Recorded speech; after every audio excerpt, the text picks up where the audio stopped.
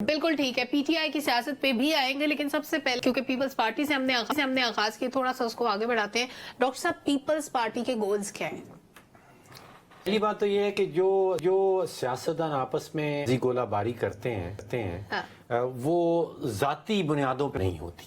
وہ سیاسی حکمت عملی ہے، اور آپ دیکھیں گے کہ یہ شاید الیکشن کے بعد پھر مل بیٹھ کے ایک مخلوط حکومت بھی دیکھیں، وہ ابھی نواز شریف صاحب ملنے گئے ہیں چودھری شجاعت صاحب کو، اور کیا کیا کچھ نہیں کہا کرتے تھے ان کے بارے میں، تو اس میں ذاتیت کچھ اور مجھے دکھانے کے لیے گولہ باری ہے، اس میں اور کچھ معاملہ نہیں۔ دوسری بات یہ کہ پچھلے کچھ عرصے سے جب سے وہ 18ویں ترمیم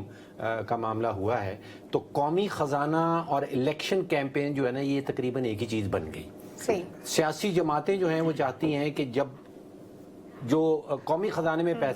پیسہ پڑا ہے اس کو ہم استعمال کر سکیں الیکشن کیمپین کے لیے، تو پہلا گول تو پیپلز پارٹی کا یہ رہتا ہے کہ وہ 80 سیٹیں جو صوبائی اسمبلی کی سندھ میں ہیں وہ انہوں نے کسی نہ کسی طریقے سے بائی ہک اور بائی کروک لینے۔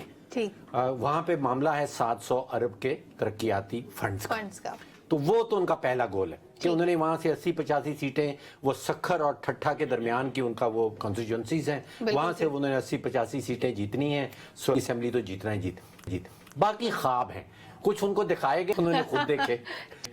ان کو دکھایا گیا تھا کہ جنوبی پنجاب بھی آپ کو دلوا دیں گے یا کچھ وہاں سے سیٹیں دلوا دیں، کراچی کی 4 یا 5 سیٹوں کی بات ہو رہی تھی کہ وہ بھی آپ کو دلوا دی جائیں گی، بلوچستان آپ کو یاد ہے کہ چکر لگائے جا رہے تھے، تو وہ گول ابھی تک اپنی جگہ پہ قائم ہے، باقی مجھے لگ رہا ہے کہ خواب ہے۔ ڈاکٹر صاحب، ابھی نون لیگ اور پی ٹی آئی دونوں اتنے کیسے اور کیوں نظر آتے ہیں؟ یہ آپ نے اچھی بات کی، ریلی دونوں کہتے ہیں کہ ہم الیکشن جیتنے والے ہیں۔ سلمہ، جو 2 الفاظ سہیل وڑائچ صاحب نے استعمال کیے ہیں نا، وہ میں سمجھتا ہوں کہ ہمارے سارے سیاسی منظرنامے کو جس طرح کوزے میں بند کر دیں، مقبولیت اور قبولیت، اس سے آپ بڑا کچھ ڈیفائن کر سکتے ہیں۔ پی ایم ایل این یہ سمجھ رہی ہے کہ ہماری قبولیت ہو گئی ہے، اور ساتھ ہی ساتھ، یہ تو پہلی بات۔ دوسری بات، جو دیہی علاقے ہیں، اب 60% جو پنجاب کے اندر کانسٹیچوئنسیز ہیں وہ دیہی علاقوں میں، اور وہاں پہ سیاست ہے دڑا بندی کی، وہاں پہ سیاست ہے تھانہ کچہری کی، اور اس میں پی ایم ایل این کا توڑ نہیں ہے۔ جس خوبصورتی سے وہ دھڑا بندی کی سیاست کرتے ہیں، تو ایک تو ہو گئی قبولیت اور دوسرا ہو گئی دھڑا بندی کی سیاست، تو یہ دونوں مل کے پھر ان کو کانفیڈنس دیتی ہیں کہ جی ہم جیتے۔ بالکل ٹھیک ہے۔ پی ٹی آئی والے، ان کے پیچھے کیا ہے؟ وہاں پہ مقبولیت نظر آتی ہے ان کو، قبولیت نظر نہیں آتی، لیکن وہ جو سمجھ نہیں پا رہے ہیں کہ آپ کے پاس ووٹ بینک ہے،